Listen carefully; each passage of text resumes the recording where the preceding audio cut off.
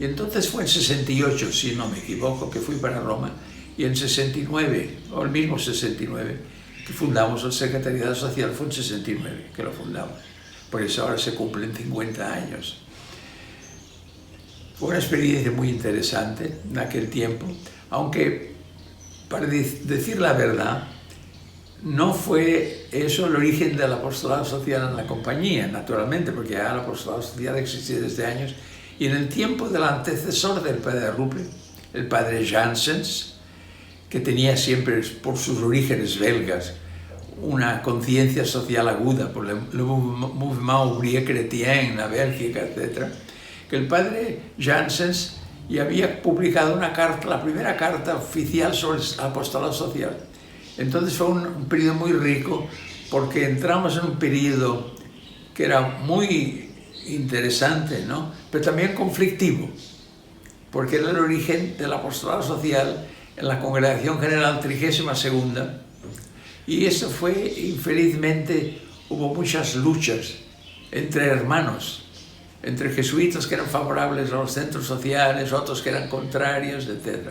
Fue un periodo muy tumultuado. O sea, un tiempo verdaderamente muy interesante, difícil, conflictivo, hasta que congregaciones generales posteriores a la 32ª definieron mejor el apostolado social,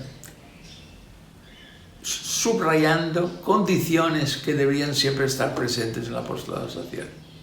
Yo creo que, claro, naturalmente que esos centros sociales, a pesar de las crisis que a veces les afectó, a pesar de que algunos desaparecieron, continúan siendo relevantes en el mundo de hoy.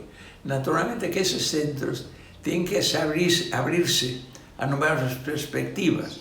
Y en ese caso, me permito mencionar, por ejemplo, la influencia actual del Papa Francisco, ¿no?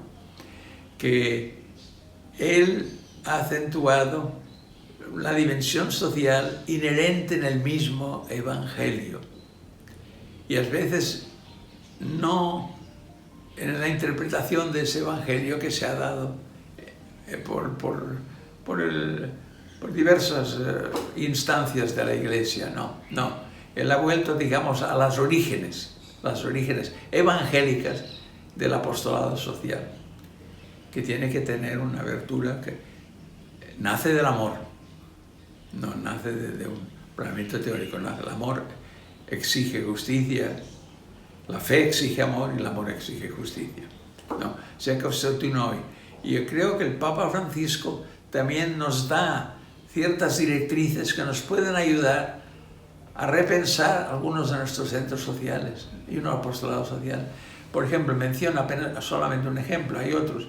En la Evangelii Gaudium, un documento de los documentos iniciales del Papa Francisco al asumir el pontificado, se habla, por ejemplo, de que nosotros tenemos que ser una iglesia en salida. ¿Qué quiere decir esto? Que nosotros no debemos encerrarnos en un grupo estrecho, no. Tenemos que colaborar con personas que tal vez no tengan la misma fe, tal vez no tengan, pero tienen los mismos principios desde el punto de vista moral y social. Ya una iglesia en salida, no queda encerrada en sí, sale, pero colabora con quien sea, bajo ciertas condiciones, naturalmente bajo ciertas condiciones.